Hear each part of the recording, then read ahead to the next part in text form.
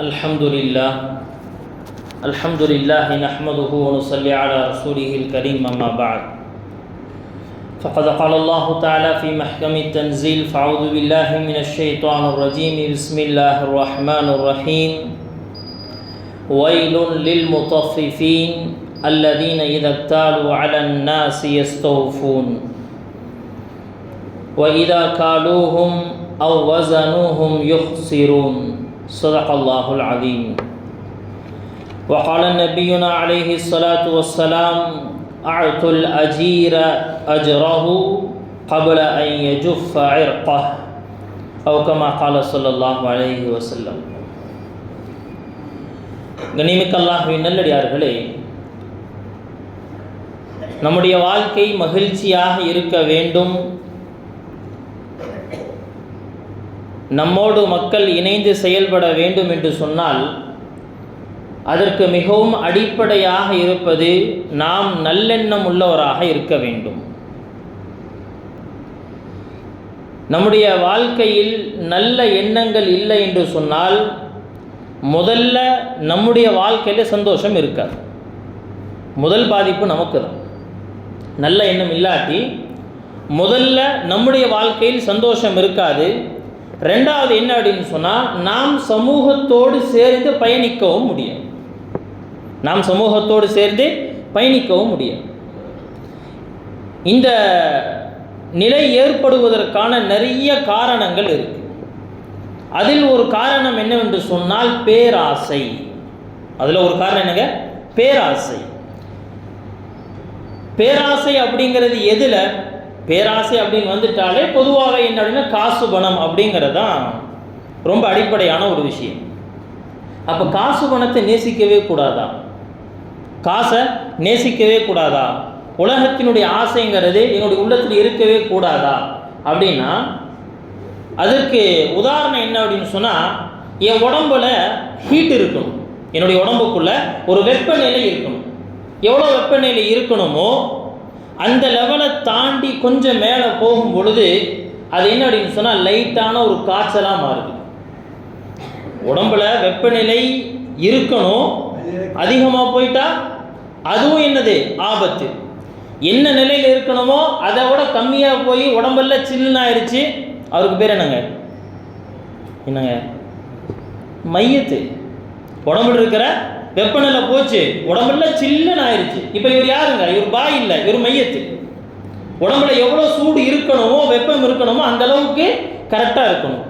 அந்த நிலையோட கூடும் பொழுது காய்ச்சல், அந்த காய்ச்சல் இன்னும் கொஞ்சம் அதிகமாகுது, 100 டிகிரியை தாண்டுது, இன்னும் கொஞ்சம் அதிகமாகுது. காய்ச்சல் மூளை வரைக்கும் ஏறியது, மூளை காய்ச்சலாக மாறியது, அவன் இறந்து போனான். அப்போ வெப்பநிலை அப்படிங்கிறதே என்ன கிடையாது, தவறான விஷயம் அல்ல, இருக்கக்கூடாதல்ல. அதே போல தான் மனசுக்குள்ள உலகத்தை பற்றி உண்டான ஆசை அப்படிங்க இருக்கிறது தவறு கிடையாது. ஏன்னா அல்லாஹ் தஆலா குர்ஆன்ல அதான் சொல்கிறான், மனிதன் அவன் என்ன செய்யறான்னா உலகத்தினுடைய செல்வங்களை நேசிக்கக்கூடியவன். ஆனால் இது எப்போ மாறுது, இது எப்போ ஆபத்தாக மாறுதுன்னு சொன்னால், அவன் அந்த ஆசையில் உலகத்தை சம்பாதிக்கக்கூடிய அந்த மோகத்தில் ஷதீத், அவன் எப்படி ஆட்டன் பேராசைக்காரனாக மாறிவிட்டான். இங்கு இருந்து தான் என்ன ஆகும்னு சொன்னால் அவனுடைய நோய் ஆரம்பமாகுது. அதே நோயாக மாறுகிறது. அது சிறு தொழில் செய்யக்கூடியவராக இருந்தாலும் சரி, தொழிலதிபர்களுடைய தலைவர்களாக இருந்தாலும் சரி, உலகத்தினுடைய பெரிய பெரிய பணக்காரர்களாக இருந்தாலும் சரி, ஆக சின்ன தொழிலை செய்யக்கூடியவர்களாக இருந்தாலும் சரி, எல்லா பிஸ்னஸ்லையுமே எல்லாத்துடைய வாழ்க்கையிலுமே இது என்ன செய்யணும், பேலன்ஸ் பண்ணிட்டு போய்கிட்டே இருக்கணும். இந்த பேராசை மட்டும் நமக்குள்ள வந்துருச்சு அப்படின்னு சொன்னால், அடிப்படையா முதலில் இவனிடத்திலிருந்து வெளிப்படக்கூடிய குணம் என்ன தெரியுமா? முதல்ல காசை யாருக்கும் கொடுக்கக்கூடாது அப்படிங்கிற எண்ணம் முதலில் வரும். பேராசை உள்ளத்தில் இருக்கு அப்படின்னு சொன்னால் அதுக்கு அடையாளம் என்னன்னா, முதல்ல இவன் கஞ்சனாக மாறிவிடுவான். இப்போ என்ன ஆகும்னு சொன்னால், இவன் சுயமாக நான் எப்படி நல்லா இருக்கணும், காசை நான் எப்படி சேர்க்கணும் இப்படிங்கிறத பற்றி மட்டுமே யோசிப்பானே தவிர தான் சார்ந்து இருக்கக்கூடிய சமூகத்தை பற்றி உண்டான, தன்னுடைய சொந்த பந்தத்தை பற்றி உண்டான எந்த கவலையும் எந்த முன்னேற்றமும் நடக்கவே நடக்காது. என இவன் சுயநலவாதியாக மாறிவிடுவான். பேராசையினுடைய முதல் ஆபத்து அப்படிங்கிறது என்னங்க? இவன் கஞ்சனாக மாறி இவன் என்ன செய்வான்? சுயநலவாதியாக மாறிவிடுகிறான். இதே நல்ல எண்ணம் ஒரு மனுஷனுக்கு இருக்குன்னு வைங்களே, நல்ல எண்ணம் உள்ள மனிதருக்கு எது கிடைத்தாலும் அது நல்ல வழியில் செலவாகும். அது அவனுடைய பணங்காசுகளாக இருந்தாலும் சரி, அவனுக்கு அல்லாஹ் தஆலா தரக்கூடிய ஆற்றல்களாக இருந்தாலும் சரி, கல்வியாக இருந்தாலும் சரி, எது கிடைச்சாலும் அதை நல்ல வழியில் என்ன ஆகும்னா செலவாகும். ஆனால் தீய எண்ணம் உள்ளவனுக்கு எது கிடைச்சாலும் அது தீய வழியை நோக்கி மட்டும்தான் போகும். இது என்ன அப்படின்னு சொன்னால், இது எதை சார்ந்ததுன்னு சொன்னால் நம்முடைய உள்ளத்தை சார்ந்த விஷயம். அதனால் நாம் நம்முடைய உலகத்தினுடைய வாழ்க்கை என்ன செய்யணும்னு சொன்னால் பேலன்ஸ் பண்ணிகிட்டே போகணும். அதைத்தான் அல்லாஹ் தஆலா என்ன செய்கிறான்னா, இந்த உலகத்திலையும் அப்படி தான் வச்சுருக்கிறோம். எல்லாத்தையும் செல்வந்தர்களாக ஆக்கியல, எல்லாத்தையும் ஏழைகளாகவும் ஆக்கியல. அல்லாஹ் தஆலா குர்ஆனை சொல்லி காட்டுவோம், வலவ் பஸத்தல்லாஹு ரிஸ்க லிஇபாதிஹி லபகவ் ஃபில் அர்த். எல்லாத்தையும் நான் செல்வந்தனாக ஆக்கிட்டேன், எல்லாத்துக்குமே காசு பணத்தை திறந்து கொடுத்துட்டேன். இப்போ என்ன தெரியுமா ஆகும்? சரி பரவாயில்ல, காசு கிடச்சிருச்சு அப்படி சும்மா உட்காந்துருப்பேன்னு நினச்சிங்களா? அல்லாஹ் தஆலா சொன்னா லபகவ் ஃபில் அர்த், இந்த பூமியில் அவன் குழப்பம் செய்யக்கூடியனா மாறி. காசு அதிகமாக அதிகமாக அதிகமாக என்ன ஆகும்? இந்த உலகத்தில் அவனுக்குள்ள எந்த எண்ணம் மிகச்சிரும் அப்படின்னு சொன்னா, அட தொட்ட இடமெல்லாம் காசு கிடைக்குது, அதான் சொல்லுவாங்க, அது மண்ணை எடுத்தாலும் பொண்ணா மாறுதே அப்படிங்கிற மாதிரி ஒரு நிலை மனுஷனுக்கு ஏற்பட்டுச்சுன்னா என்ன செய்வான்? அவன் பிறருடைய பொருளை அபகரிக்க ஆரம்பிப்பான். வரலாற்று பக்கங்களில் பதிவு செய்யப்பட்டிருக்கு, அரபு நாடுகளுடைய அந்த சூழலை வைத்து எப்போ அந்த அரபு நாட்டில் அந்த வறுமையும் சுமூகமான ஒரு சம்பாத்திய நிலையும் இருக்குமோ அப்போ எல்லாமே கரெக்டாக போயிட்டு இருக்கும். ஒருத்தர் இன்னொருத்தருக்கு ஹெல்ப் பண்ணுவான், ஒருத்தர் இன்னொருத்தருக்கு ஹெல்ப் பண்ணுவாங்க, அல்லது என்ன அப்படின்னா யாரையுமே டிஸ்டர்ப் பண்ணாமல் இருப்பாங்க. ஆனால் எப்போ செல்வங்கள் அதிகமாகுதோ இப்போ என்ன வழிப்பறி கொள்ளைகள் அதிகமாகுது. ஏன்னா அந்த காசு எனக்கு வேணும். வழிப்பறி கொள்ளை செய்கிறவன்ட்ட காசு கம்மியாக இருக்கும். நம்ம எல்லாமே என்ன சிறு வயசில் ஒரு கதை படிச்சிருப்போம், அந்த அலிபாபாவும் 40 திருடர்களும் அப்படின்னு சொல்லி. அந்த அலிபாபாட்ட காசு கம்மியாக இருந்துச்சா, அந்த 40 திருடர்கள்ட்ட கம்மியாக இருந்துச்சா? எல்லாம் சேர்ந்துக்கிட்டே தான் இருக்குது. குகைக்குள்ள அவ்வளவு செல்வங்கள், ஆனால் ஆசை என்ன செய்ய முடியல. காசு அதிகமாக அதிகமாக மனிதன் என்ன செய்ய மாட்டான்? அவன் தன்னை ஒரு சீரான நிலையில் வைத்திருக்க மாட்டான். அதனால தான் சொல்லுவாங்கள்ல, ஆட்டுக்கும் அல்லாஹ் வாழை என்னங்க செஞ்சிருக்கான்? அளந்து தான் கொடுத்துருக்கோம், அளந்து தான் கொடுத்துருக்கோம். அப்போ இந்த உலகத்தினுடைய செல்வ நிலை அப்படிங்கிறது அல்லாஹ் தஆலா ஒரு பேலன்ஸா வச்சிருக்க, இன்பேலன்ஸா அல்லாஹ் தஆலா வைக்கல. இந்த ரிஸ்கை கொடுக்கக்கூடிய பொறுப்பு அல்லாஹ்வுது. ரிஸ்கை பெற்ற பிறகு என்னுடைய உள்ளத்தை சரிசமமாக சீரான நிலையில் வைப்பது நம்முடைய பொறுப்பு, அவ்வளவுதான். இதை சரிவர செய்யணும் அப்படிங்கிறதுக்காக அல்லாஹ் தஆலா என்ன செய்யறான்னு சொன்னா, நபிமார்களின் மூலமாக ஸ்கேல் காட்டுறான். இந்த பாருங்க, இது இவ்வளோ அளவு இருக்கணும், இந்த அளவுக்கு நீங்க செஞ்சுக்கோங்க, இந்த அளவுக்கு செய்யுங்க, இதோட அதிகமா போதா அப்ப என்ன செய்யுங்க சொன்னா, நீ பிறருக்கு உதவக்கூடியவனா மாறிடு. ஜகாத்துடைய அந்த கணக்கு வழக்குங்கிறது எதுக்காகங்க? நம்முடைய உள்ளத்தில் இருக்கக்கூடிய அந்த தீய எண்ணத்தை கலைத்து விட்டு என்ன செய்யணும்னு சொன்னா, நாம் பிறருக்கு உதவக்கூடியவர்களாக மாறுவோம். இவ்வளவு செல்வங்கள் உன்னிடத்துல இருக்கு, இதற்கு மேல் செல்வங்களை நீ வைத்துக் கொள்ள வேண்டாம். இதற்கு மேல செல்வம் வைக்கிறதாக இருந்தால் என்ன செய்யணும் சொன்னா, நீ ஏழைகளுக்கு கொடுத்து கொண்டே உன்னுடைய செல்வத்தை தக்க வைத்துக் கொள். எவ்வளவு அழகான ஒரு வழிகாட்டுதல். நினைவுக்கு அல்லாஹ்வின் நல்லடியார்களே, அதனால் எல்லா விஷயத்திலும் அது செல்வமாக இருந்தாலும் சரி, சமூக கட்டமைப்பாக இருந்தாலும் சரி, அதே போல் என்ன அப்படின்னு சொன்னால் நட்பாக இருந்தாலும் சரி, கணவன் மனைவியுடைய விஷயமாக இருந்தாலும் சரி, எல்லா இடத்திலும் நல்ல எண்ணமும் அதே போல் நடுநிலையான சிந்தனையும் நடுநிலையான போக்கும் இருக்கும் என்று சொன்னால் கண்டிப்பாக அந்த இடத்தில் அந்த மனிதன் வெற்றியாளனாக மாறுகிறான். இந்த வெற்றியினுடைய விஷயத்தை அடைவதற்கு ஒன்று என்ன அப்படின்னு சொன்னால், எல்லா இடத்துலையும் நல்லெண்ணம் தேவை. குறிப்பாக நாம் செய்யக்கூடிய உழைப்பில் நல்லெண்ணம் தேவை, நாம் செய்யக்கூடிய வேலைகளில் நல்லெண்ணம் தேவை. ஏன்னா இன்னைக்கு பொதுவாக அப்படின்னா மே 1 அப்படின்னு சொன்னாலே இந்த உழைப்பாளர்கள் தினம். உழைப்பாளர்கள் அப்படின்னு வரும்பொழுது என்ன, கூலி தொழிலாளி 4 பேர்த்துடைய இதை போட்டு அவங்க மேலே பரிதாபப்பட்டு அந்த மாதிரி. அதாவது உழைப்பு அப்படின்னு வரும் பொழுது அவர் கூலி தொழிலாளியும் ஒரு உழைப்பாளி தான், தொழிலதிபராக இருப்பவனும் உழைப்பாளி தான். அவன் உழைச்சதான் மேலே வரான். எல்லாத்துக்குமான தேம் தான் இது. அனைவரும் இதில் அடங்குவார்கள். ஆனால் என்ன, அந்த உழைப்பினுடைய எண்ணம் என்ன, நியத்து என்ன? இந்த இடத்தில் தான் என்னன்னா இஸ்லாம் ஒரு அழகான வழிகாட்டுதலை தருகிறது. எப்போ நம்முடைய நீயத்து, உழைப்பினுடைய, சம்பாத்தியத்தினுடைய எண்ணம் சரியாக இருக்குமோ என்னாகும் சொன்னால் அதிலிருந்து வரக்கூடிய அந்த லாபங்களும் பலன்களும் பலனுள்ளதாக மாறும். இனிமிக்கு அல்லாஹ்வை நல்லடியார்களே, ஒரு பொதுவான ஒரு அடிப்படை, ஒரு பேசிக் ரூல் அல்லாஹ் தஆலா சொல்லிட்டான், வைலுல் லில் முத்தஃபிஃபீன், அளவு நிறுவையில் மோசடி செய்யக்கூடியவர்களுக்கு கேடுதான், அவர்களுக்கு வயல் என்று சொல்லப்படக்கூடிய நரகம் உண்டு. வயல் என்று சொல்லப்படக்கூடிய நரகம் அவர்களுக்காக காத்திருக்கு. இது ஒரு பேசிக்கான ரூல். அல்லாஹ் தஆலா அப்படியே மொட்டையை முடிச்சிடல. இந்த அளவு நிறுவையில் மோசடி செய்யக்கூடியவர்கள் அப்படிங்கிறதுக்கு கொஞ்சம் இன்னும் கொஞ்சம் எக்ஸ்பிளைன் பண்ணி பேசுகிறோம். இன்னும் கொஞ்சம் தெளிவாக புரிகிற மாதிரி சொல்கிறான். அல்லதீன இதத்தாலு அலன் நாஸி யஸ்தௌஃபூன், நிறுத்து கொடுக்கும்போது எங்க 2 காய்கறி சேர்த்து தான் போடுறது, எல்லாம் வாங்கிட்டு ஏன் கொஞ்சம் கொத்தமல்லி கொஞ்சம் புதினா அப்படியே 2 வச்சு தான் கொடுக்கறதே. என்னது, அடுத்தவர்களிடத்திலிருந்து வாங்கும் பொழுது என்ன செய்கிறாருன்னா யஸ்தௌஃபூன், முழுசாக வாங்கிக்கணும். ஒரு வேலை செய்கிறதுக்காக இருக்கிறார், அவர்கிட்ட வேலை வாங்குறது, சுற்றி இதப்பா இந்த வேலையை செஞ்சு விட்டுறேன், இந்த ஒரு சின்ன வேலையை செஞ்சிரு, இப்படியே என்ன அப்படின்னு சொன்னால் அந்த வேலையை கூட்டி கூட்டி கூட்டி கூட்டி என்ன செய்யறதுன்னு சொன்னால் அப்படியே ஒரு பாரத்தை சுமத்தி விடுதல். இப்படி எல்லா இடத்திலும் காய்கறி வாங்குற அந்த இடத்துல ஆரம்பித்து நம்முடைய வாழ்க்கையினுடைய எல்லா இடங்களிலும் நாம் பிறரிடத்துல என்ன எதிர்பார்க்குறோம்னு சொன்னால் அவன் பர்ஃபெக்டாக 100% என்ன செய்யணும் சார், எனக்கு முடிச்சு கொடுக்கும், 100க்கு 100 அவன் வேலையை சரியாக முடிச்சு கொடுக்கணும். வைதா காலூஹும் அவ்வஸனூஹும் யுக்ஸிரூன், அடுத்து இவர் எண்ணி கொடுக்கும் பொழுதோ, இவர் அடுத்து என்ன செய்கிறாருன்னு சொன்னால் அந்த பணத்தை கொடுக்கும் பொழுதோ, இவர்கிட்ட போகும் பொழுது அந்த அவுட்புட் என்ன ஆகுது அப்படின்னு சொன்னால் அப்படியே யுக்ஸிரூன், இப்போ கொஞ்சம் கொஞ்சமாக குறைக்கிறாங்க. கொஞ்சம் கொஞ்சமாக என்ன செய்கிறாங்க, வேலை வாங்கும் பொழுது முழுசா, ஆனால் அதற்குண்டான ஊதியத்தை தரும் பொழுது குறைத்து கொடுத்தல். இந்த இடத்துல உழைப்பாளி யாரோ அவருக்கும் வழிகாட்டுதல், யார் உழைப்பை வாங்குகிறார்களோ அந்த முதலாளிக்கும் வழிகாட்டுதல். என்ன செய்யணும், கரெக்டாக செய், கொடுக்கறத கரெக்டாக கொடு, வேலை வாங்குறதையும் கரெக்டாக வாங்கி, வேலை வாங்குறதையும் நீங்கள் சரியாக வாங்கிக் கொள்ளுங்க, அதில் தவறு கிடையாது. வேலை வாங்குவதை நீங்கள் சரியான முறையில் வாங்கிக் கொள்ளுங்க.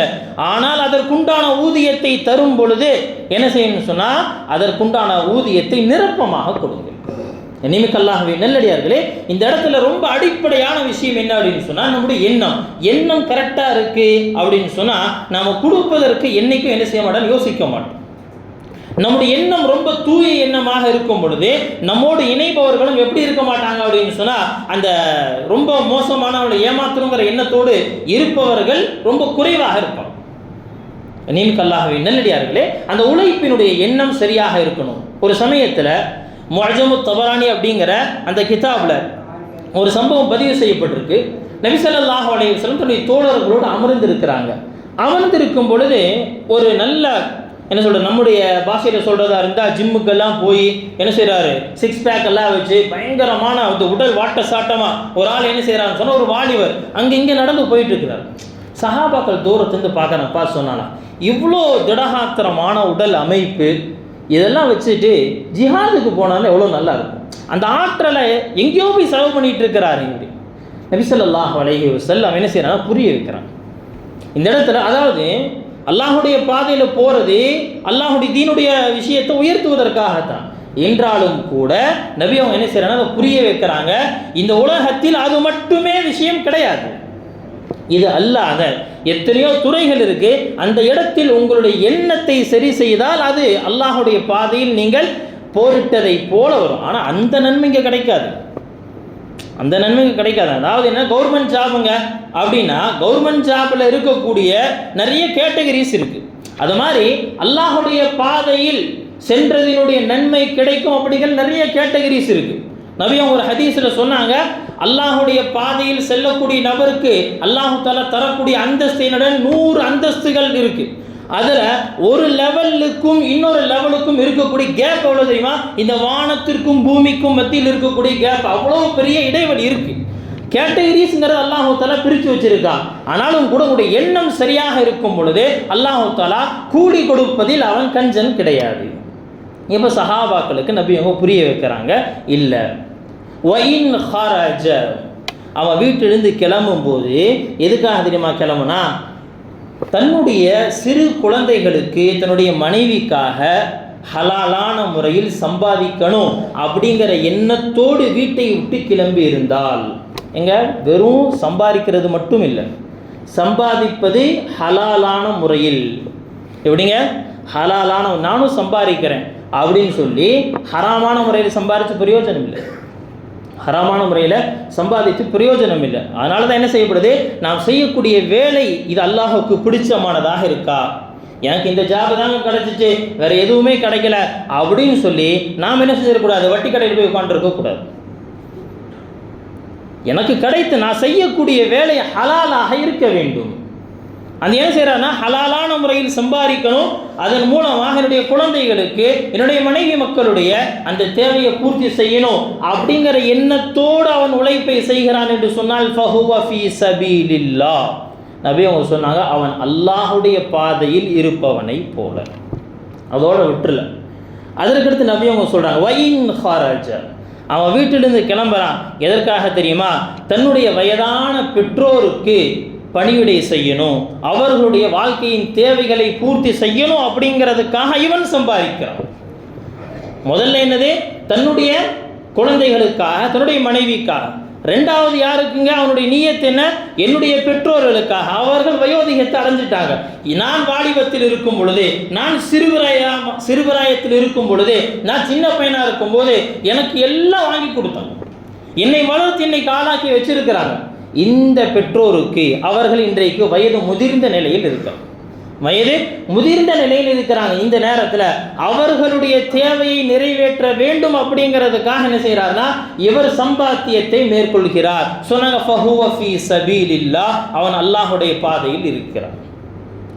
அதற்கடுத்து நபி ஸல்லல்லாஹு அலைஹி வஸல்லம் அவங்க சொன்னாங்க, சம்பாதிக்கிறாரு எது தெரியுமா, யார்கிட்டையும் கையேந்தி நின்றக்கூடாது, யாருக்கு முன்னாடியும் கையேந்தி நின்றக்கூடாது அப்படிங்கிறதுக்காக சம்பாதிக்கிறார். நபி அவங்க வேறொரு ஹதீஸை சொல்லுவாங்க, ஒரு மனிதன் அவன் என்ன செய்யறான், காட்டுக்கு போய் விறகுகளை சுமந்து கொண்டு அதன் மூலமாக சம்பாதிப்பது பிறரிடத்தில் கேட்டு அவர் கொடுத்து விட்டார். இந்த நிலையை விட அவன் விறகுகளை வெட்டி சுமந்து வியாபாரம் செஞ்சு அதில் வரக்கூடிய அந்த சம்பாத்தியம் இருக்கே, அது ஆக சிறந்த சம்பாத்தியம் என்பதாக சொல்லப்படும். சொன்னாங்க, இவன் ஆக சிறந்த மனிதன் என்பதாக அந்த ஹதீஸை சொல்றான். நிமித் அல்லாஹ்வின் நல்லடியார்களே, அப்ப என்ன அப்படின்னு சொன்னா, சம்பாதிப்பினுடைய உழைப்பினுடைய நியத்து என்ன, உழைப்பினுடைய நியத்து என்ன, அது சிறு தொழிலாக இருந்தாலும் சரி, மூட்டை தூக்குற வேலையாக இருந்தாலும் சரி, பெரிய தொழிலதிபர்களாக இருந்தாலும் சரி, அவர்களுடைய எண்ணம் சரியாக இருக்க வேண்டும். நான் பெரிய கடை வச்சிருக்கிறேன், தொழிலதிபராக இருக்கிறேன், அல்லது மீடியமான கடை வச்சிருக்கிறேன், அது எதுவாக இருந்தாலும் சரி, எல்லாத்திலுமே உழைப்பினுடைய நோக்கம், உழைப்பினுடைய நியத் சரியா இருக்கும். அதான் நபி என்ன செய்றாங்க, பட்டியல் போட்டுக்கிட்டே வர்றாங்க. என்னுடைய குடும்பத்தை பாதுகாப்பதற்காக, நான் யார்கிட்டையும் கையேந்தி நிற்கக்கூடாது அப்படிங்கிறதுக்காக, என்னுடைய பெற்றோர்களை கவனிப்பதற்காக. இன்னொரு ஹதீஸை சொன்னாங்க, உற்றார் உறவினருக்கு கொடுத்து வாழ வேண்டும் என்பதற்காக சம்பாதிக்கிறார். சம்பாதிப்பதனுடைய நியத் என்னங்க, அப்போ இன்னைக்கு உற்றார் உறவினருக்கு கொடுப்பதற்காக சம்பாதிக்கிறது அப்படிங்கிறது இல்லை, சம்பாரிச்ச பொருள்லேருந்து கொடுக்கறது கூட தயார் இல்லையே. சம்பாரிச்ச பொருள், இன்னும் சொல்ல போனா அத்தா விட்டுட்டு போன சொத்திலிருந்து கொஞ்சத்தை கொடுக்கறது கூட தயார் இல்லை. அவ்வளோ என்னாச்சு, பேராசை அப்படியே ஏறி கிடக்கு. என்ன டெம்பரேச்சர் மேலே ஏறி கிடக்கு, எங்கே போய் வெடிக்கும் தெரியாது. வெடிக்கும் போது என்ன அப்படின்னு சொன்னால் அவர் கடைசி என்ன செய்வார், மௌத்தாயிடுவார். நிமித் அல்லாஹ்வின் நல்லடியார்களே, அதனால உழைப்பினுடைய அந்த எண்ணத்தை சரி செய்ய வேண்டும். அதே ஹதீஸ்ல நபி அவங்க என்ன செய்றாங்க, தொடர்ந்து சொல்லிக்கிட்டே வந்தவங்க சொல்றாங்க, வஇன் கான ஹரஜ ரியாஅன் வ முஃபாஹரத்தன். வீட்டிலேருந்து கிளம்பினாரு, எது தெரியுமா, நானும் சம்பாரிச்சு காட்டுறேன், நானும் சம்பாரிச்சு காட்டுறேன், 4 பேத்துக்கு முன்னாடி நானும் கெத்தா இருந்து காட்டுறேன். அவன் அப்படி வீடு கட்டுறது, நானும் வீடு கட்டி காட்டுறேன். அவன் அப்படி கல்யாணம் பண்ணி காட்டுறது, என் பிள்ளைக்கு நான் செய்கிறேன் பார், என் பிள்ளைக்கு நான் செஞ்சு காட்டுறேன் பார். எல்லாம் இந்த மூக்கு மேலே விரலை வச்சு அப்படின்னு ஆச்சரியத்தோடு பார்க்கணும். என்னது, சம்பாதிப்பதனுடைய நீயத்து மாறுது. இப்படி சம்பாதிக்கிறாருன்னு சொன்னாங்க ஃபஹுவ ஃபீ சபீலி ஷைத்தான், அவன் ஷைத்தானுடைய பாதையில் நடந்து கொண்டு இருக்கிறான். அவனும் சம்பாதிக்க தான் செய்கிறான், அவனும் உழைப்பு செய்கிறான், அவனும் சம்பாதிக்கிறான். எல்லா நோக்கமே அப்படியே நீயத்து மாறும் பொழுது அவனுடைய வழியும் மாறிடுது, நன்மைக்கு பதிலாக அப்படியே மாறிடுது. வேறு ஹதீஸில் நபி அவங்க சொல்லுவாங்க, அவன் நல்ல எண்ணத்தோடு சம்பாதிக்கிறார். அதாவது யார்கிட்டையும் கையேந்தக்கூடாது, உற்றார் உறவினருக்கு கொடுக்கணும், மனைவி மக்களை பாதுகாக்கணும் அப்படிங்கிறதுக்காக ஹலாலான முறையில் சம்பாதித்தால் அவன் கியாமத்துடைய நாள் எப்படி தெரியுமா வருவான்? அவனுடைய முகம் பௌர்ணமி நிலவை போல பிரகாசமாக இருக்கும். அல்லாஹ் சுப்ஹானஹு வ தஆலா நம்முடைய முகங்களையும் அப்படிப்பட்ட முகமாக ஆக்குவானாக. ஆமீன். கொஞ்சம் சத்தமாக சொல்லுங்க. சாதாரண விஷயம் இல்லைங்க. நாளைக்கு கியாமத்துடைய நாளில் அப்படியே என்னது கபூருக்குள்ளே நெஞ்சு போகிறாங்க. நம்ம வீட்டிலிருந்து முகத்தை கழுவிட்டு நெஞ்சு போகல, கபூருக்குள்ளேருந்து நெஞ்சு போகிறான். எந்திரிச்சு மேலே வரும் பொழுது ஒரு மூமியினுடைய முகம் எப்படி இருக்கும் அப்படின்னு சொன்னால் பிரகாசமாக இருக்குமா. ஹாஜியினுடைய முகம் ஹஜ்ஜி செய்த நிலையில் வஃபாத்தா இருக்கிறார். அவர் எந்திரிக்கும் போது முகம் பிரகாசமான நிலையில் லப்பைக் அல்லாஹும்ம லப்பைக் லப்பைக் லா ஷரீக லக லப்பைக் அப்படிங்கிற தல்பியாவோடு எந்திரிப்பார். முகம் பிரகாசிச்சு கொண்டிருக்கும். இந்த நிலை சாதாரண விஷயம் இல்லை. ஒரு காஃபிரான மனிதன் எந்திரிக்கும் போது ஐயோ கை சேதமே, என்னை யாரா எழுப்பி விட்டது, என்னை யார் எழுப்பி விட்டது, நான் வாண்ட தூங்கி கிடந்திருப்பேனே, இங்கிருந்து யார் என்னை எழுப்பி விட்டது. முகமெல்லாம் கருப்படிச்சு போய் பயந்தவனா. அதாவது தூக்கு கைதியை என்ன செஞ்சுருக்காங்க, ஒரு ஜெயில் கைதியை படுக்க வச்சிருக்கிறாங்க. அந்த செல்லுக்குள்ள இருக்கிறான். திடீர்னு ஒருத்தர் அடிச்சு என்ன சார் எந்திரங்கிறார். ஒன்றுமே புரியல, எதுக்கு எழுப்பி விடுறான் என்னன்னு தெரியல, அப்படியே திரு முழிக்கிறார். அது மாதிரி நிலை. மா வஅதர் ரஹ்மான் சொல்லப்படுமா, இதுதான்ப்பா மா வஅதர் ரஹ்மான், அல்லாஹ் உனக்கு வாக்களிச்சானே அந்த கியாமத்துடைய நாள் இதுதான் என்சுவா. அப்போ சம்பாதிப்பதில் சரியான எண்ணம், ஹலாலான முறையில் சம்பாதிக்கணும், எண்ணமும் சரியா இருக்கும். ரெண்டும் இருக்கும் பொழுது பௌர்ணமி நிலவை போல வருவார். பெருமைக்காக ஆடம்பரத்திற்காக உன்னை விட நான் சம்பாதிச்சு காட்டுறேன் அப்படிங்கிற எண்ணத்தோடு யார் சம்பாதிக்கிறாரோ அல்லாஹு தஆலா அவன் மீது கோபமுற்ற நிலையில் கியாமத்து நாளில் என்று வருவான். அல்லாஹ் நம் அனைவரையும் பாதுகாப்பான். கண்ணியமிக்க அல்லாஹ்வின் நல்லடியார்களே, அதனால நம்முடைய உழைப்பினுடைய எண்ணத்தை சரி செய்ய வேண்டும். அதனால தான் நபி அவங்க இப்படியும் சொன்னாங்க. ஹதீஸ்ல நபி அவங்க பல வார்த்தைகளில் நமக்கு புரிய வைக்கிறாங்க. தஇஸ அப்துத் தீனார் வ தஇஸ அப்துத் தராஹிம், காசு பணத்தினுடைய அடிமைகளுக்கு நாசம் உண்டாகட்டும். வ தஇஸ அப்துல் ஹமீஸா, ட்ரெஸ்ஸு போடுறாரு, நல்ல என்ன குவாலிட்டியான ட்ரெஸ்ஸு போடுறாரு. எது தெரியுமா, 4 பேர் பார்த்து வாய் செம்மையாக இருக்குது ட்ரெஸ்ஸு, 4 பேர் பார்த்து என்ன செய்யணும், கண்ணியமாக இருக்குது. அதாவது ஒன்று இருக்குது ஆடை அழகாக இருக்குங்கிறதுக்காக போடுறது. இன்னொன்று என்ன அப்படின்னு சொன்னால், நம்மளை பார்த்தாலும் எப்படி தெரியணும்னு சொன்னால் ஒரு பெரிய இடத்து பையன் மாதிரி தெரியணும், நம்மளை பார்த்தாலே இன்னும் பெரிய அரசியல்வாதி மாதிரி தெரியணும் அப்படிங்கிறதுக்காக அந்த கரை வேட்டியெல்லாம் கட்டிக்கிட்டு இப்போ ஆடை அணிவதினுடைய நோக்கம் சொன்னாங்க. ஆடை அணிவதினுடைய நோக்கம் என்னங்க, மானத்தை மறைக்கிறதுக்கு, கண்ணியமான முறையில் தெரியணுங்கிறதுக்காக, மரியாதைக்காக. எப்போ இது மாறிடுச்சோ இவன் ஆடைக்கு உண்டான அடிமையாக மாறிட்டான். எப்போ பார்த்தாலும் என்ன அப்படின்னு சொன்னால், இந்த ட்ரெஸ்ஸு போட்டால் 4 பேர் மதிப்பாங்களே, இந்த ட்ரெஸ் எல்லாம் போட்டால் மதிக்க மாட்டாங்க. அப்போ கல்யாணத்துக்கு போகும்போது அப்படி எடுத்து வச்சுருப்பாரு, ஏன்னா இந்த ட்ரெஸ்ஸு தான் போட்டால் என்ன செய்ய 4 பேருக்கு கெத்த. இப்படியே பார்த்து பார்த்து பார்த்து பார்த்து என்ன செய்வானா, ட்ரெஸ்ஸு போடுறதுலேயும் ஒரு அடிமை, ஒரு அடிக்ஷன். சொன்னாங்க இவனும் நாசமாக போட்டு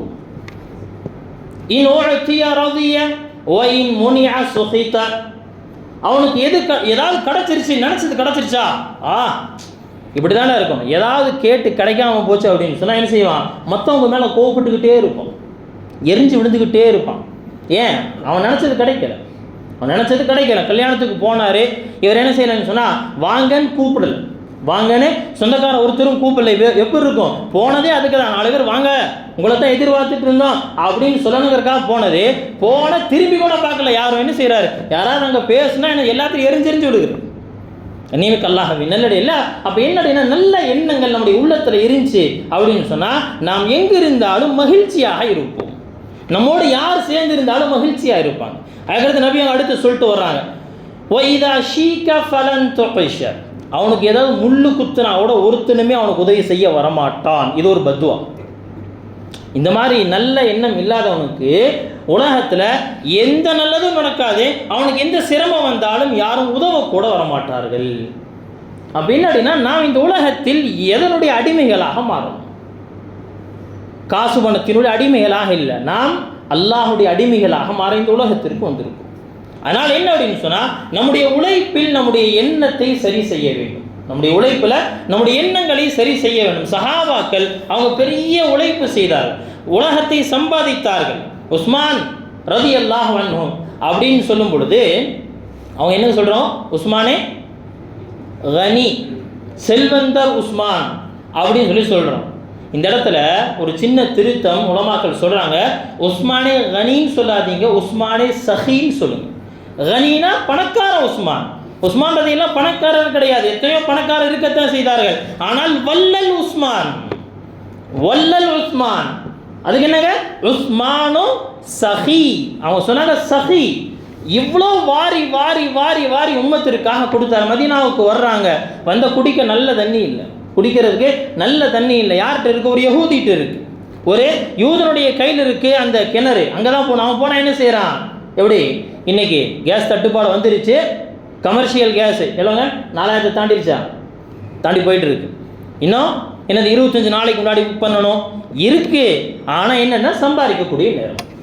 அது மாதிரி மதீனாவுக்கு வந்த முஸ்லீம்களுக்கு என்ன இல்லைன்னா, தண்ணி குடிக்கிற தண்ணி சரியாக இல்லை. அவன்கிட்ட தான் இருக்கு. வரையா? ஸோ ஓகே, வந்து என்ன செய்யணும்னு சொன்னால், இவ்வளோ காசு கொடுத்து எடுத்துகிட்டு போ, இவ்வளோ காசு கொடுத்து எடுத்துகிட்டு போ. இப்போ நபி ஸல்லல்லாஹு அலைஹி வஸல்லம் அவங்களுக்கு இந்த தகவல் கிடைக்குது.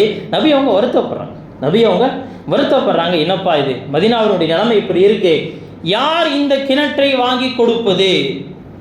கிணத்தினுடைய விலை சாதாரண விலை இல்லை, பெரிய விலை. என்ன செய்கிறாங்க? உஸ்மான் ரலியல்லாஹு முன்னாடி வந்தாங்க, யாரை சொல்ல நான் பேசி வாங்கி கொடுத்துறேன். அவன்கிட்ட போய் பேசுகிறாங்க, சம்பாதிக்கிற நேரம் இது, அதெல்லாம் கொடுக்க முடியாது. இப்போ எவ்வளோ காசு கேட்டாலும் கொடுக்குறேயா, அதெல்லாம் கொடுக்க முடியாது. சரி, ஒரு சின்ன ஒரு டீல். என்ன? பாதி கிணறு எனக்கு, பாதி கிணறு உனக்கு. ஒரு நாள் நீ சம்பாரிச்சுக்க, ஒரு நாள் நான் சம்பாரிச்சுக்கிறேன், பரவாயில்லையே, காசும் கிடைக்கிது, கிணறு என்னோட தானே, பாதி எனக்கு தான் இருக்குது, தூக்கிட்டு போக முடியும் உஸ்மான்? தூக்கிட்டு போக முடியாதுல்ல கிணத்தை.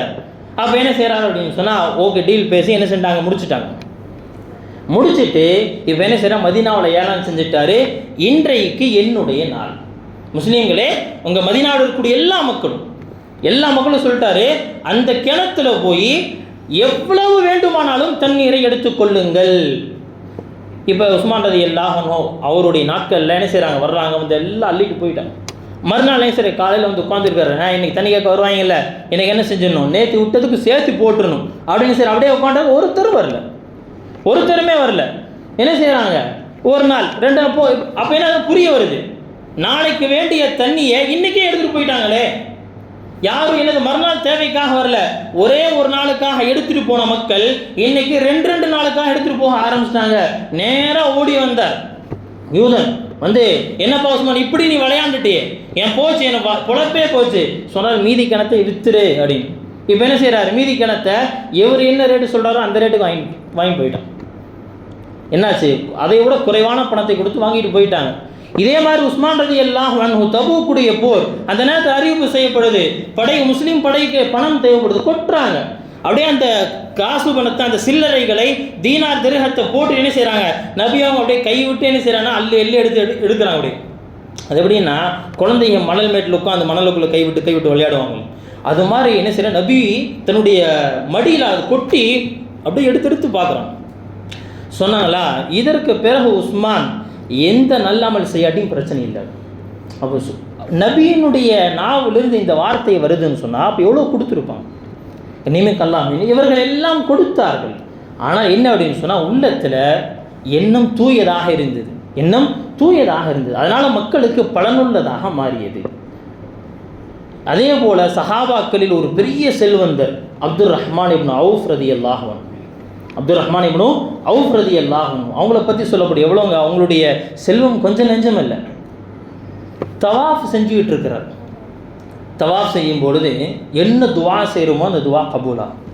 தவாஃப் செய்யும் பொழுது என்ன துவா செய்கிறோமோ துவா கபூலாகும். என்ன செய்கிறாங்கன்னா, தவாஃப் செஞ்சுக்கிட்டே சுற்றும் பொழுது ஹரத் அப்துர் ரஹ்மான் இப்னு அவுஃப் ஒரு ஆச்சரியமான ஒரு துவா கேட்குறாங்க.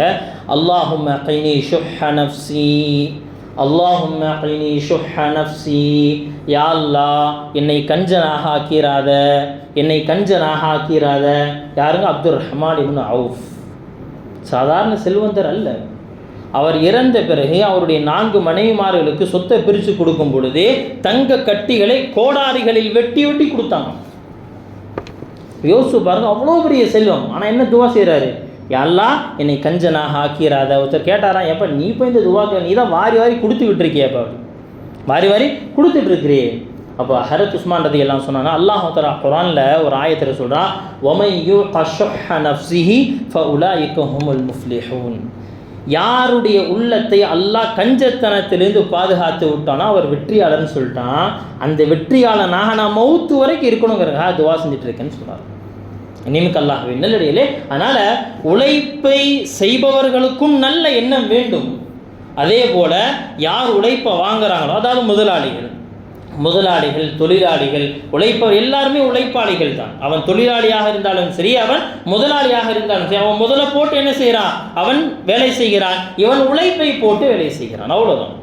நிமிக்கு அல்லாஹ்வே நல்லடியிலே. அதனால் நாம் எங்கிருந்தாலும் நமக்கு மார்க்கம் காட்டக்கூடிய இந்த வழிகாட்டுதல்களை நாம் சரியான முறையில் எடுத்துவிட்டோம், ஃபாலோ பண்ணிட்டோம் அப்படின்னு சொன்னால் உண்மையில் நாம் வெற்றியாளர்களாக ஆகுவோம். உண்மையில் நாம் வெற்றியாளர்களாக ஆகுவோம். அதனால தான் நபி அவங்க இவ்வளோ சுருக்கமாக சொன்னாங்க, ஆத்துல் அஜீர அஜ்ரஹு கபல அன் யஜுஃப இர்கஹு. ஒரு வேலையாளனுடைய வியர்வை காய்வதற்கு முன்பாக நீங்கள் என்ன செஞ்சுருங்க? அவனுடைய கூலியை கொடுத்துருங்க. இது வேலை யார் வாங்குறாங்களோ அந்த முதலாளிகளுக்கு உண்டான வழிகாட்டுதல்.